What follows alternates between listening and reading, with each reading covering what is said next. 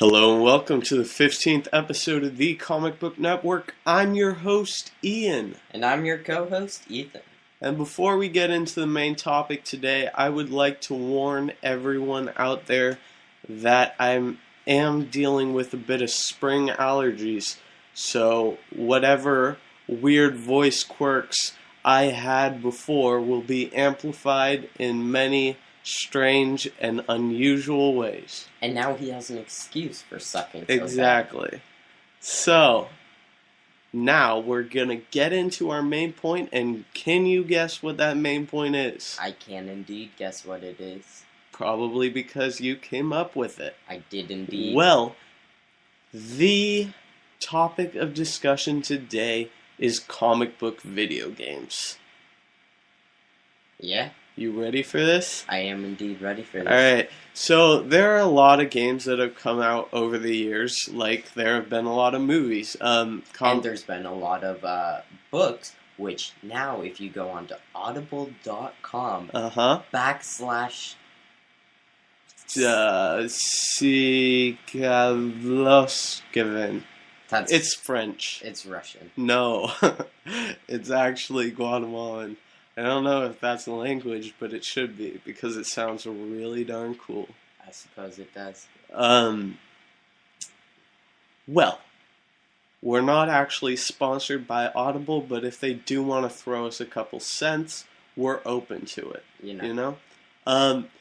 But there have been a lot of comic book video games over the years, and some have been more successful than others. Looking at you, Superman 64. But there are reasons that these comics that these games can fluctuate between good quality and bad quality, and I think that has a lot to do with the powers of the characters. Don't you agree? Like Superman, his powers are so over the top and so one and done, demolishing people, that it's hard to have a really realistic video game unless you have, the whole top row of your screen, maybe a couple rows, just filled with little heart containers, and that's not going to be as fun of a game, Yeah, I agree. It definitely depends on the hero's power set, because while it is fun to have infinite life tricks and stuff and glitches in games, it's no longer really a game anymore. Right. There's no challenging aspect to it. So most comic video games that I've played have had to either focus on a small time sort of villain, or hero, I mean, or they have to get really overpowered villains that can match sort of the powers and the abilities of, Superman or whoever the subject of the game is. And I think it's important because one of the most influential parts of a good comic book video game is the character's power set. Because you want to have it to a point where it's viable for gaming controls, but it's also can make for some fun game mechanics, Right, and so some of the games I've played include the Lego games, which are pretty good. Young target audience, though they're still fun to play every once in a while, and of course they have their own thing with the hearts, like every character can die and stuff. Right. And but they aren't obligated to be as realistic too, because they're Lego. They are Lego. They always exaggerate their characters. They have their own sort of thing. But gaming franchise. Switching it up to more realistic ones would be like Arkham, the Arkham series, or maybe even Marvel Heroes, which is a recent game. Right. Yeah. Marvel Heroes is a MMO, which is pretty fun, and if you check it out, then we're we also get sponsored. Cash. Yeah. It's free to play, free to download. Offers in-app purchases, but it's not an app. It's not an app, but it does offer in-app purchases. I mean, hey, you want to buy part of just an app? In case. Just go ahead. So where do you stand on, how art should be treated in comic book games? Because, you can go with a more direct adaptation and try to emulate the comic book art, or you can, go for a more realistic tone. So what do you think is a good balance between the two?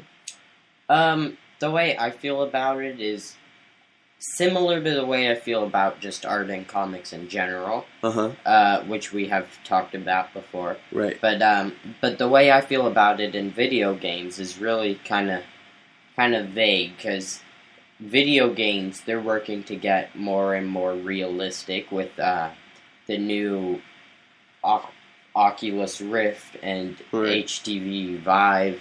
Those are some pretty cool, and then I can't wait for that HTC Vive. Yeah. But as art in video games is getting more realistic, I definitely think that that comic book games should as well, because while comic books are like reflecting the story and a deep meaning, games are typically to have just for fun. Yeah.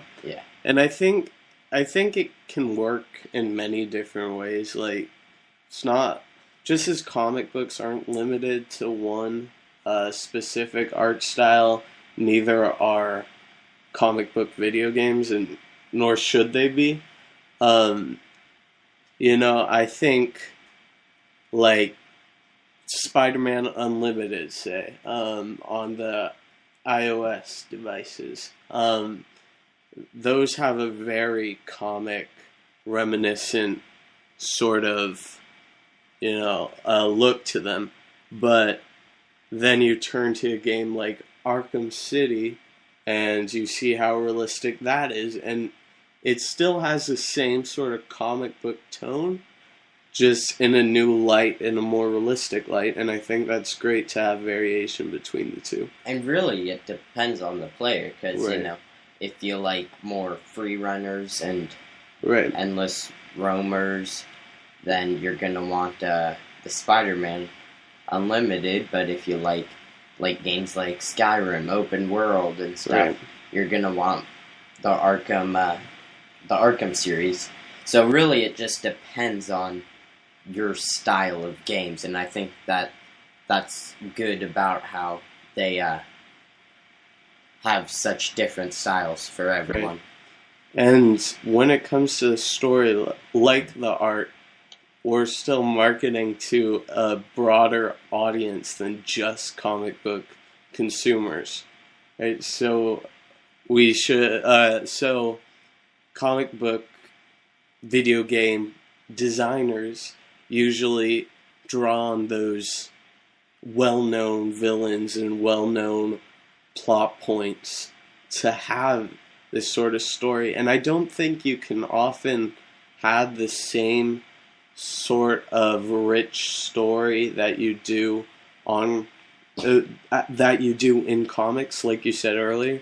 I think it's important to try to have a good story, but there's not as much artistic freedom when you're drawing on characters that have been portrayed in other media.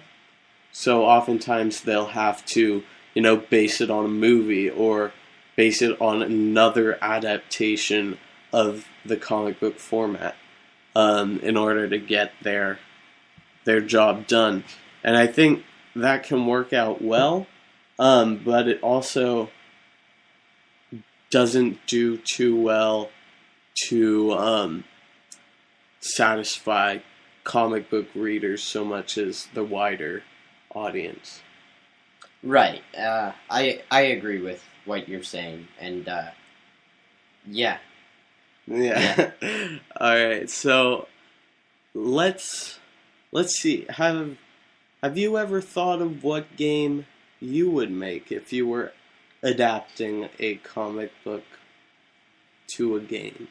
Now, my favorite games have always been free land, open, like Skyrim type. Free land, open Skyrim type. Yes. Yeah, that, as you know, that is my favorite genre of comic book. Of course. Game. Of course. It's everyone's, really. And so I like the free roaming open world concept type of game. Uh-huh. So, you take a character with an interesting power set or movement abilities and you put them into their free open world. I know what you're thinking.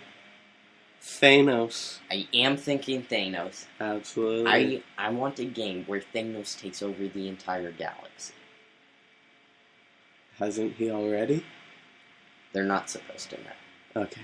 Well, spoiler alert for the game that's coming out when? Tomorrow. Okay, spoiler alert for the game coming out tomorrow, which is called Thanos Takes Over the Galaxy in a open land, free roam, Skyrim type game. The game. 2017. 2017. Oh, it's coming out tomorrow, right? Yeah. Okay. They just want to be ahead of their time. Yeah, absolutely. So, spoiler alert, Thanos does take over the galaxy. He does, indeed. Alright, so what is your real plan?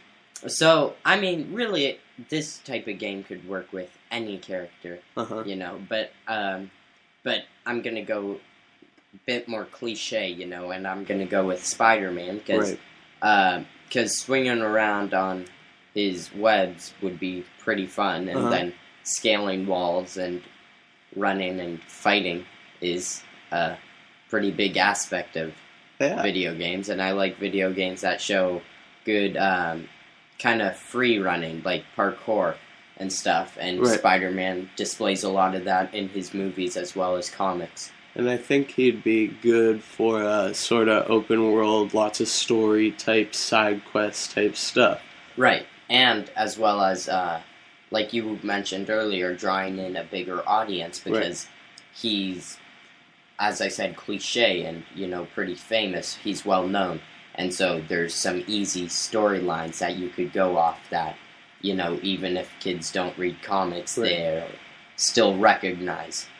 And we've seen that partially through, like, the Ultimate Spider-Man games, or Amazing Spider-Man games, rather, but I think you're thinking of more like a GTA type, go into shops, go into houses, go visit missions and stuff like that. Much more open world, right? So my thoughts for a game are twofold. Either one, I'd love to see a Telltale game centered around a comic, perhaps one from the Image universe, such as Invincible or Saga, because I don't feel like those could be adapted in much better ways than directly as their story. But I definitely think it could work as sort of a Telltale game where they're telling a story through, their video game. Or think about this one. Or Super Mario Galaxy. That's it. It could work. But with the Guardians of the Galaxy. Oh. Boom. So that wasn't it. It wasn't it. You lied to me. I'm sorry. You lied to me. I do lie to you frequently. That was a lie. Oh, okay, good. Don't worry. I was about to not trust you. Of course, right. You told me it was a lie. So. Yeah, because I... Oh dear. Yeah, but I think something like that could be really fun, and it would fit the tone of certain comics, like certain Guardians comics, and definitely fit the tone of the movie to bring in a wider audience, as you said. And with that, we're going to move on to our Reads of the Week. That was synchronized. That was bad. That was great. In my mind, it was the most beautiful thing I've ever done, honestly. And I've done very little, so it means a lot. So, what did you read this week, pray tell? This week, I read DC's Tales of the Legion of Superheroes. Ooh. Everywhere a Villain. That is a long callback. It is. It is, from October. That's the date I'm finding right now. All the way back in October. 1985. Oh, that actually is a long time ago. October 1985. And I have heard of the Legion of Superheroes. I don't have a clue where they are now, but why don't you tell us a little bit of what was going on in 1985? Well, back in 1985, these Legion of Superheroes, they were on their way to save some of their friends, but alas, it was a trap in which they had to fight villains, as is usually a staple of 1985 comics. And, well... you didn't see how it ends, so flipping through real quick. No, but, yeah, I like the Legion of Superheroes, if only for nostalgia's sake. Don't ask me to name any of them, because Shadow Lad. Oh, that was so wrong, wasn't it? I don't know. Pass it to me. I know Chameleon Hold on, one second. I got it. I'll name one right now. Ready? Yes. Me neither. Oh, it's Shadow Lad. Oh. Darn it. I was so close. Alright. Oh, no. It's Shadow Lass. Shadow Lass. Oops. That was a very, very near costly mistake. So moving on to my reads of the week. I gotta say, my reads were a little bit bittersweet this week. I picked up Saga number 36, and it is the last before they go on another hiatus. And it's only been 6 episodes. So, 6 issues, obviously. But, it was a very interesting issue, definitely. It had a lot of tragedy, it had a lot of comedy, it had a lot of potential for the near future.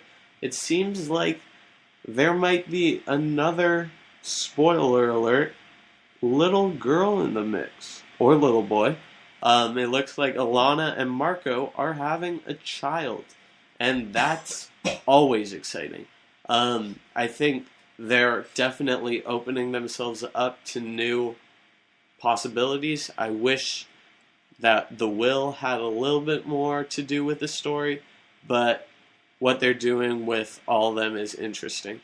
I do like where the will is heading in terms of mental state. He's become a little bit schizophrenic, and that's an interesting take on his character. Just a little bit. Just a little bit.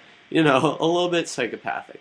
So, yeah, it's not a big deal, but it's, big enough to where they need medication. No, he might commit a slight murder. Right, felony, maybe. Yeah. Maybe grand arson or something. Couple of misdemeanors that lead up to some time in jail. That's natural. I mean, compare that to Thanos taking over the galaxy, and hey, it's nothing. Yeah. Right? Ooh. Alright, I've got some news to hit you with after this.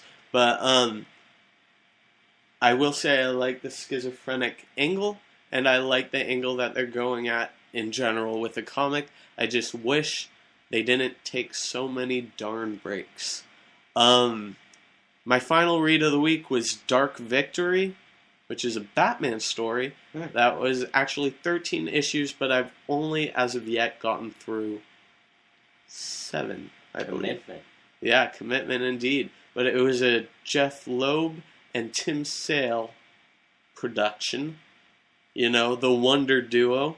I gotta say, I'm not a huge fan of Tim Sale's artwork, but it does work with Loeb's storylines and Loeb's general emotion. And I really admire that. So, if you have no objections, I'd like to proceed to our question of the week. Why'd you say it like that? I don't know. I'm empty inside. Why did you say it like that? All right. So, if you were wondering before we get to the question, you can always contact us at Gmail. Would you like to show them the address? I would like to tell them. No, you can only show them via live chat. That's right, live chat happening probably, maybe, sometime. I don't know. But right now, maybe you should might read as well. it. Yeah, might as well. Yeah. The Comic Book Network at gmail.com. That is spelled THECOMICBOOKNETWORK. And if you would like to sue for whatever emotional damage his speech just did, you can also contact the very same email address. Also, for a quick form that you can just easily fill out and easily send in, you can go to thecomicbooknetwork.weebly.com. Should I tell them how to spell it again? No, because that was borderline insane. Just a little bit. Like the will. Little schizophrenic. Little schizophrenic, you know? A little bit of Thanos in every job. I don't know what that means, but it means something to somebody. It's gonna be a so send in your questions. Like a jelly slogan. Send in a little bit of Thanos in every drop. It's like, oh, that's a great jelly. Got Thanos? I don't know. Hungry for Thanos. No. The Apples story. You can send in your questions, you can send in your comments, you can send in your concern for our general well-being. You can ask if we're schizophrenic. Heck, why not? Just a little bit. So, to do this, we are going to need a fake name because we need a fake name to preserve their anonymity. And that's how you say it, right? That's a nice word. That sounds right. That's a nice word. All right. So, this question comes from Henry Belair. Why? Because I saw the on-air sign and I'm like, Henry. Okay, that's perfect. Henry Belair writes, who is your favorite MCU character thus far? Keep in mind, MCU is referring, as always, to the Marvel Cinematic Universe. Ooh.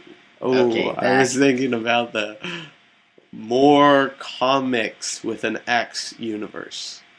I was gonna go with the moldy cheese underwear. Okay. Yeah, that was a little bit more off. But a little bit schizophrenic or whatever. Just a little bit. We apologize to all the schizophrenics in the audience who we have offended today. We truly didn't mean it. And tell your three... Well, we mean it just a little bit. Tell your three other personalities we're sorry too. So, who is your favorite MCU character? So far, there's been a lot of good ones. You know, I really liked Ant-Man. Thanos. What's his name? Ronan the Accuser. Thanos. Right. Thanos. Let's see. There was Falcon and Thanos. Yeah. Thanos. Hulk and Thanos. Uh-huh. Anyway, so my favorite character was Thanos. Okay. But also, one of my favorite characters was Star-Lord, just because of how freaking cool he was. Uh-huh. He was pretty cool. Nice. Yeah. Great reasoning. Mine would probably have to be either Iron Man or Captain America, just because they play their characters so well. Now, that's not saying all their movies were great, but I really love the actors and the characters they play, because they just do so well. They embody the very ideals that each has. I think Robert Downey Jr. was a perfect choice, and I think Chris Hemsworth. I'm kidding. It's Chris Evans was a perfect choice too. And about that news I was going to tell you about. Yes. I'm going to get your first reaction right here, right now. All right. Did you know? This is scripted, though, so. Yeah, this is totally scripted. Everything in this has been scripted. It's a very self-conscious script. Very self-conscious. It's constantly molding, constantly changing, but I can't stress enough how closely it sticks to the original script. Right. Doesn't change. And by self-conscious, I meant it was anorexic. Oh dear. And probably mildly schizophrenic too, just a little. Bit. Yeah. But here's the news. Are you ready for it? It's pretty big. A new Netflix series has been picked up for Marvel. Ooh. And guess who? Ooh. I say not who. Oh, you got me there. Oh, I know this. The Punisher. The Punisher. Absolutely. You have told me I this. am so excited for this series. You told me this and I pretended I wasn't listening. Oh, you jerk. But I was listening. You were listening. And The Punisher, I am so excited for this series. I think John I'm going to mess up his name anyways. I think John was a great actor. Yeah, you messed it up. You really screwed up John. I didn't pronounce the lack of H well enough. I think he was a perfect choice. I think he could really grow into a good Punisher. I don't know how he'll be related with the Defenders, but I hope he is in some way, shape, or form. That was a voice crack, man. Drawing me back to my days in sixth grade. But he was a great choice for the role, and I'm glad to see that, Marvel listened to their fans. They put in a series, and I'm so excited for it. I have a bit more of news, slightly less related. Okay. But actually, if you go to the Wikipedia page of Rick Astley, his picture of him right now looks exactly like Ted Cruz in The Zodiac Killer. It's incredible. It is. And would you like to hear my even less significant news? Sure. I had Cinnamon Toast Crunch this morning. Thank you. It was probably the greatest day of my life. Greatest meal of my wife. For even more less significant news, you can tune in to us every week on YouTube, Spreaker, iFunny. Usually we have them posted on there. And eventually on our website too. On our website. And eventually maybe iTunes. Possibly. Maybe. So next week we're going to be talking about Civil War. Yeah, we're going to go watch the movie, give you guys, rather, our reviews, our news, our blues, possibly. I don't know, we haven't seen the movie yet. Alright, guys. Perfect. And remember, for all of those social media we listed, you can find us at The Comic Book Network on every single one of them. We hope you guys enjoy. Except for iFunny. iFunny, we both have our accounts. Right. We hope you guys enjoy, and thank you for listening. Have a great week. And I will try to get less sick. Yeah. Though I can only get more sick. Let's try to stop the episode. I'm trying, okay? Chill.